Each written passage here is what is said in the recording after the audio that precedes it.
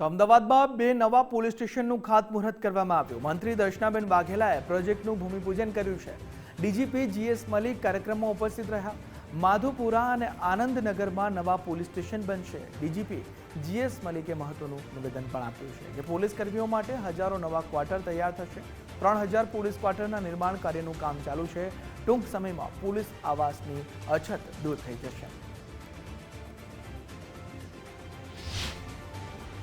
આજે આપણે અહીંયા અમદાવાદમાં માધુપુરા પોલીસ સ્ટેશન અને એમાં એક એલ ટ્રાફિક ડિવિઝનના પોલીસ સ્ટેશન પણ બનવાના છે અને અહીંયા આનંદનગર, એટલે બે જગ્યાએ આપણે ખાસ મુહૂર્ત આજે કરવામાં આવ્યો છે માનનીય મંત્રી શ્રીમતી દર્શનાબેન વાઘેલા દ્વારા।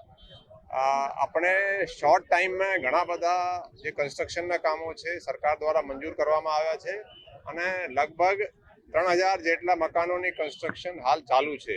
આજે અમદાવાદ શહેરમાં પોલીસ વિભાગ દ્વારા બે પોલીસ સ્ટેશન નવા બને તેના માટે ખાતમુહૂર્તનું આયોજન કર્યું।